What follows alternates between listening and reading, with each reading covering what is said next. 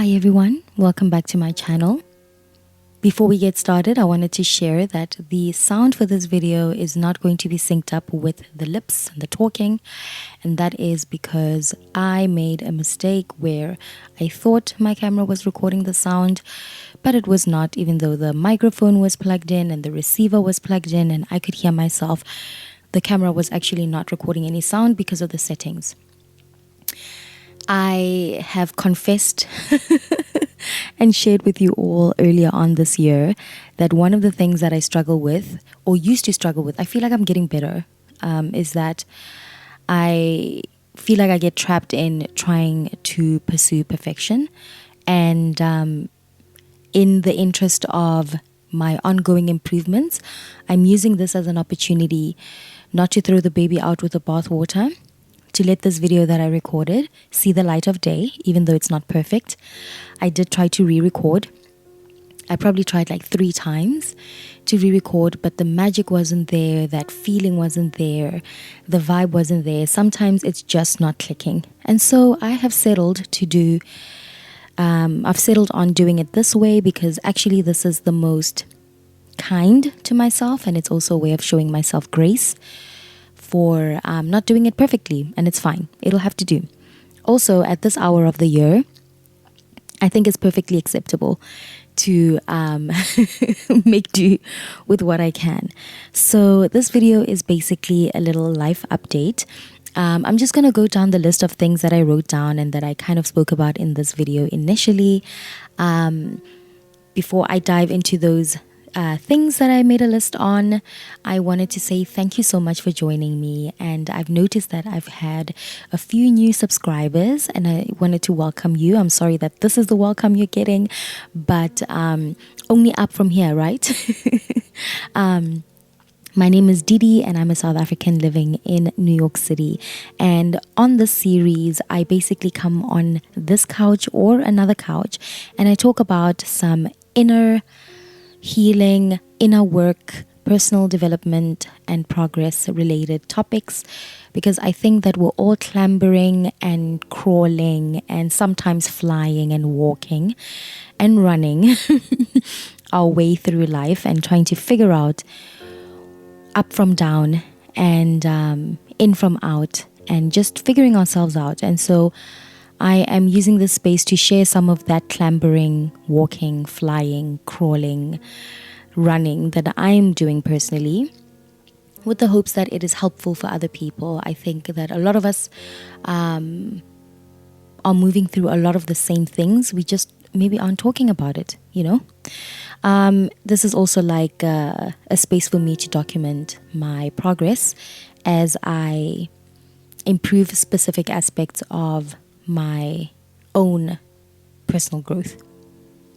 Right, so the number one thing on my list will be surprising for some of you, is that I am working again. I am back in the working life. I'm one of those people who's waking up in the morning and going somewhere to do some work. And I have to say that it has been fulfilling. It has been a reminder of what it feels like to have a values-aligned job. I get to work with artists. I get to support artists. As I've mentioned before, I've worked in the arts and culture field for over 15 years at this point. And I am just so happy to be back in that space and to be finding my groove again. I feel like I dove in and I have been enjoying being in the waters again, and I feel like I'm in exactly the right place, doing exactly what I need to be doing, and I feel that my skills and my talents equally perfectly match the space that I'm in. And in many ways this feels divine and preordained, and I am so grateful to be in that space with this very particular group of people. And yeah, I just feel an overwhelming sense of gratitude for this. And something that I didn't expect to happen since I've had this job is that I am enjoying having a routine. I am enjoying getting dressed up, to go somewhere to socialize with people, even though it is in a professional setting. And I'm actually surprisingly enjoying the process of figuring out my outfits. I'm seeing it as an opportunity to also get to know myself, this version of myself, through my clothing.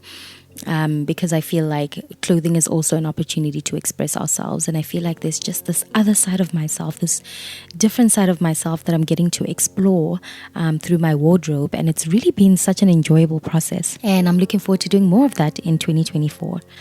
In my process of returning home to myself and repairing my relationship with myself, in the journey to restoration or of restoration, I have been leaning on various different resources and tools to help with grounding and presencing. I'm rediscovering that I have this sensual nature, this part of myself that deeply craves and values sensory experiences.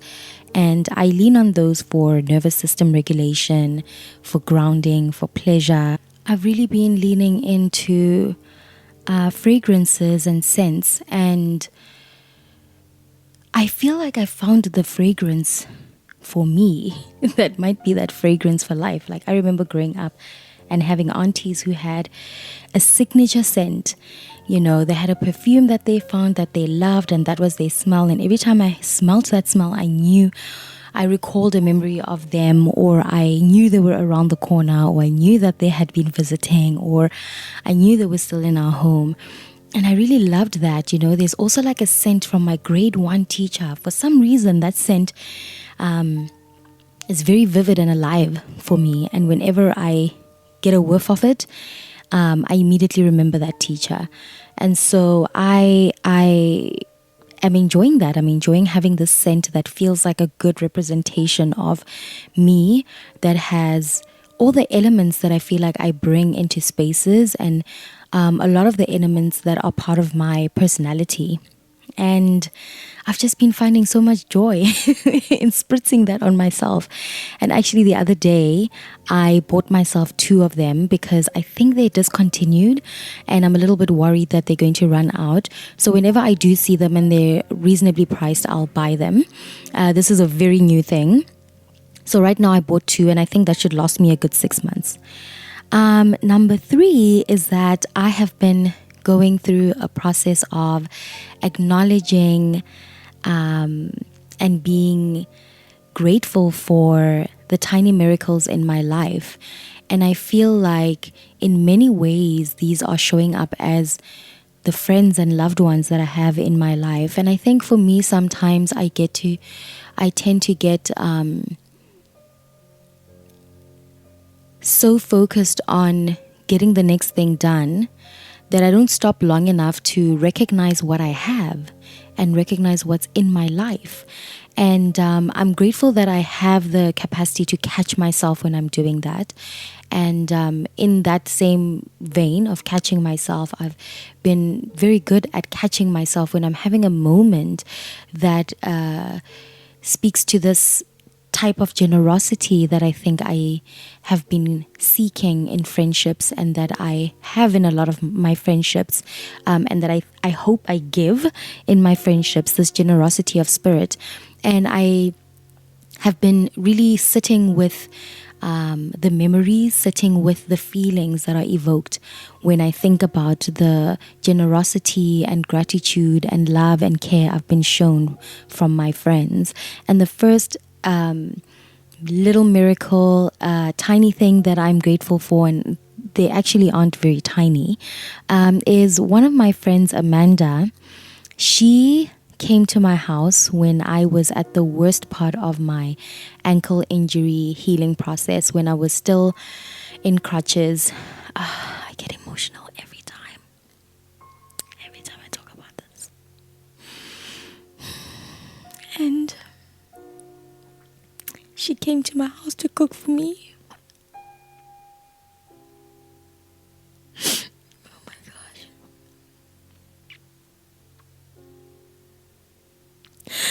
I didn't expect to get emotional again, but I think the thing that makes me feel so touched by it is that she suggested it. And she really didn't have to do that for me, but she chose to, and she did. And she made me a beautiful meal of salmon and greens and this beautiful salad as well. And she came to my house and she took care of me when I wasn't able to take care of myself in the way that I would have liked to. And I get touched by that every single time. Every single time.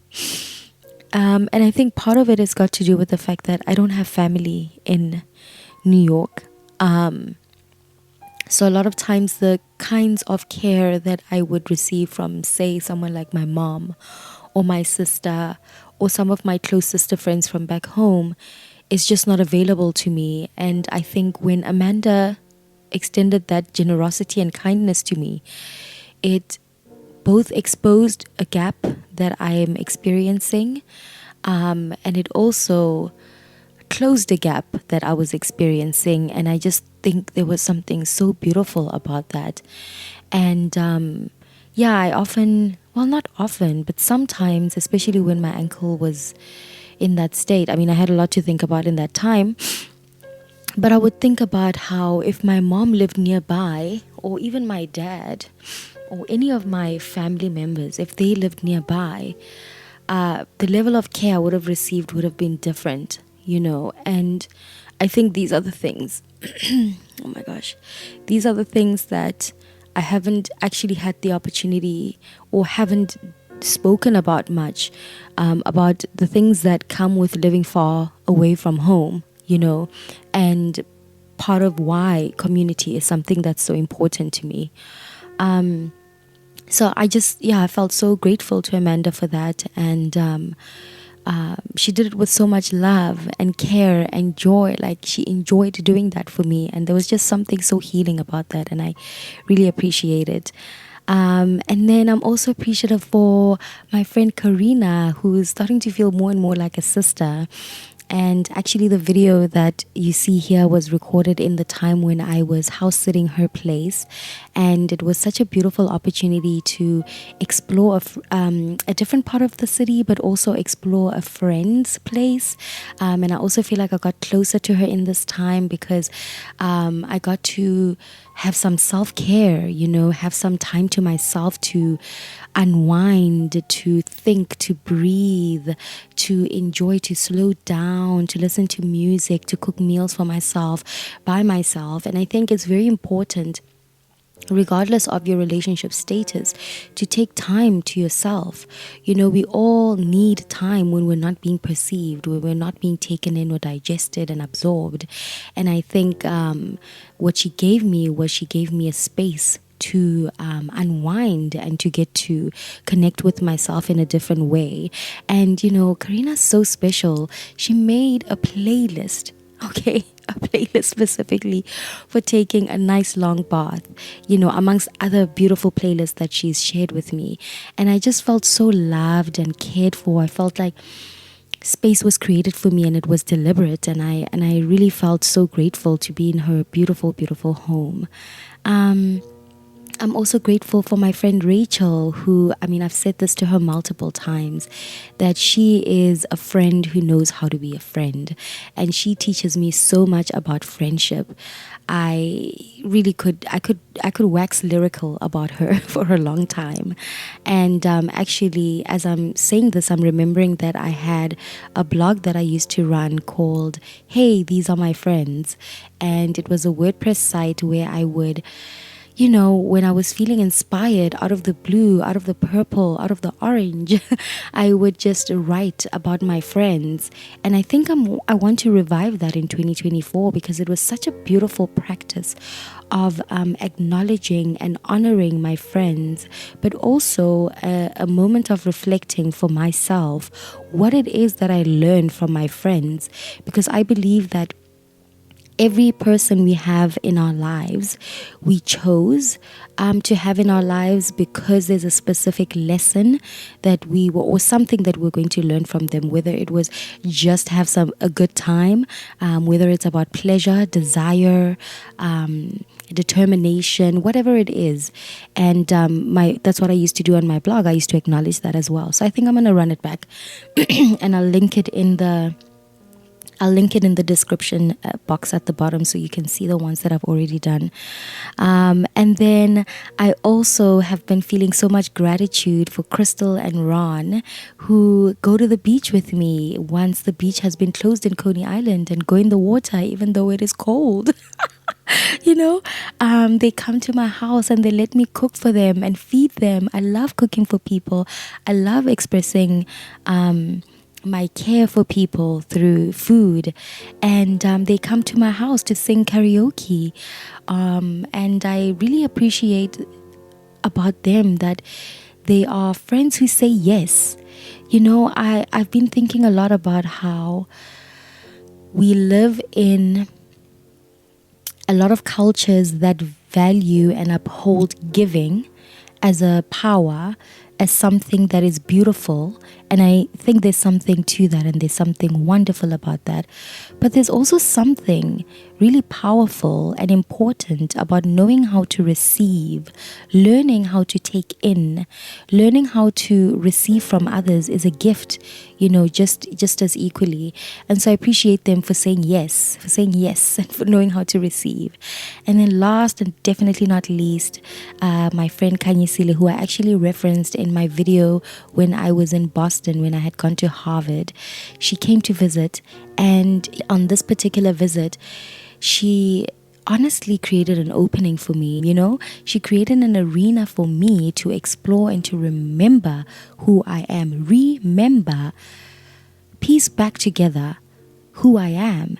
And I'm still unpacking this, because I feel like there's times when your friends come and see you, or you're around friends, and it can be 10 minutes, it can be an hour, it can be 10 days, however long, who remind you who you are.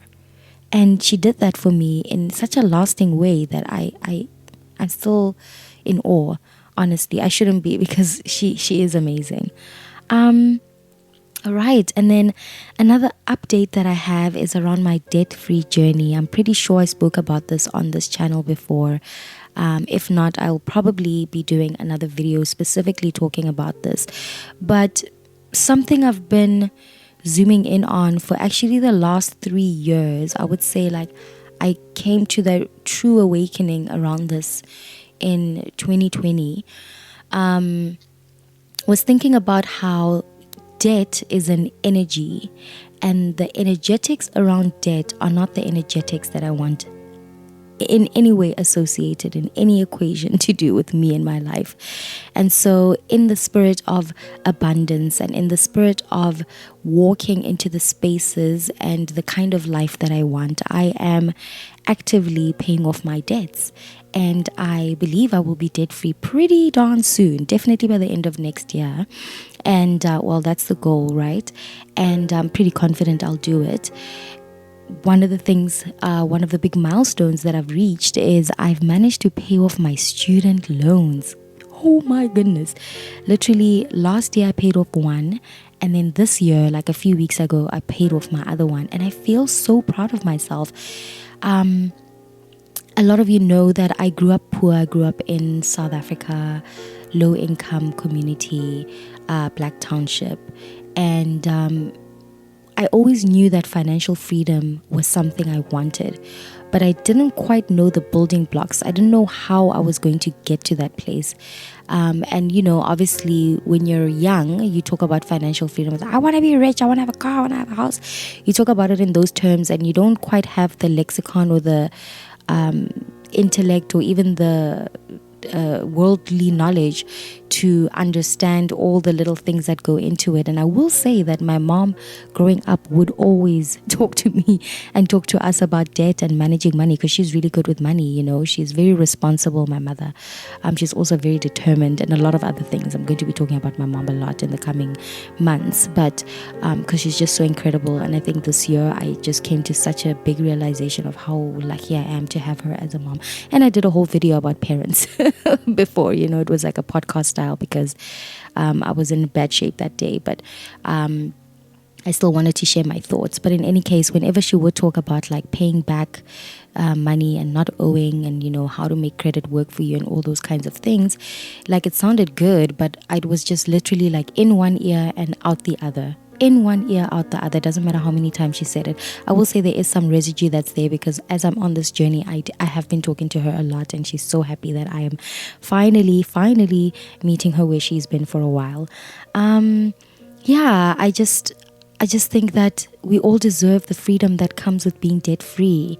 And I don't think any of us wants to be beholden to anyone, particularly because you owe them something that you've already spent, that you are yet to pay back. I mean, even just saying that, I'm feeling like a tightness in my chest around the energy of that, so that's been a big theme of my life in the last 3 years, and it's hard, like one of the things that I've had to really look myself in the mirror for is the cabs. I used to take a lot of cab rides, partly because I was depressed, so it was a gift to myself, partly because my ankle was not in the best shape, and I was on crutches and all that, and accessibility on the subway isn't great. But now that I'm back to work and I'm walking again, and my mobility is doing really well, I have had to look at myself and go, to the subway we go. It doesn't matter if you feel like a rat down there. We're taking the subway. Part of being responsible. And then the last one is, this one is a topic that I've been dealing with in my personal life, but it also speaks to our experiences as global citizens. I think that in the last little while, the situation in Palestine has come to a head in a way that I think a lot of scholars and a lot of people who've paid attention to the situation there kind of expected to see at some point or another. It is still horrifying to see it unfold.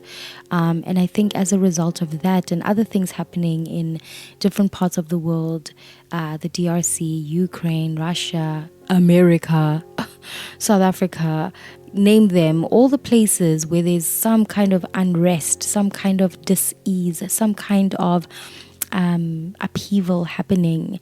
We are being asked as global citizens to stretch ourselves, to make space, to hold grief, to hold pain, to absorb, to support, to hold, to be in solidarity with, and to step forward. We are being invited and asked, and in some cases begged, to see other people's humanity. And I think in the process of doing that, for me, I feel like my heart has expanded, but I also feel equally that my capacity to hold space has been tested, and something I've been exploring with my therapist is creating a container, right? Creating a container that is big enough to hold all the complexities, all of the emotions, even the conflicting ones.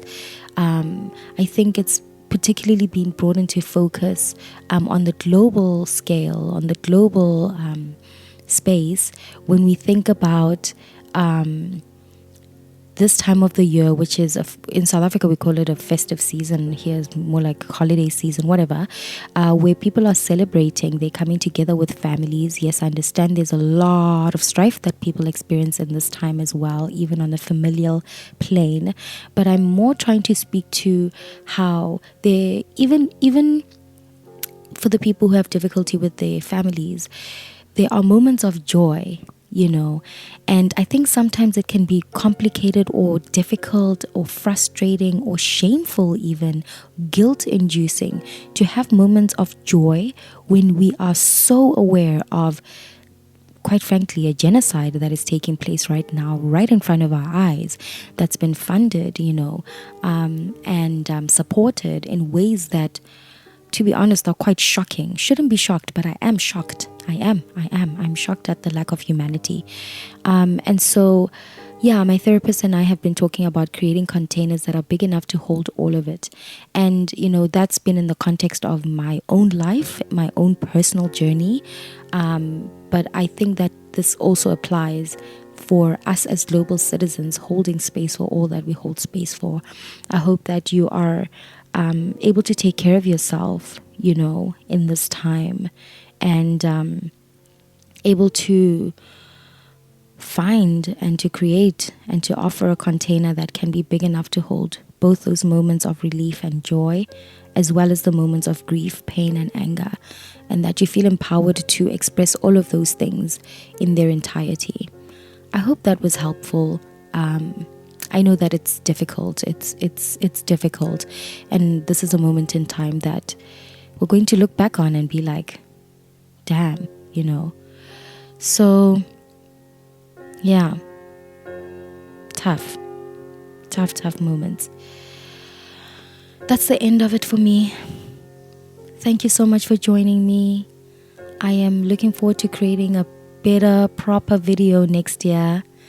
And I hope you can bear with me as I just try to give something, share something without breaking my back, which is something that can be a tendency for me. So this is a breakthrough moment.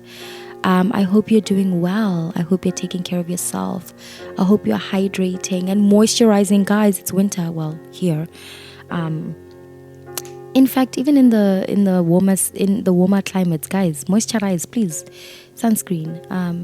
And I hope you are giving yourself the care you need and the kindness that you seek in others, and showing yourself the generosity you seek outside. Anyway, I could go on and on. I love you. Thank you. Have a good day further, and Happy New Year. Okay, bye.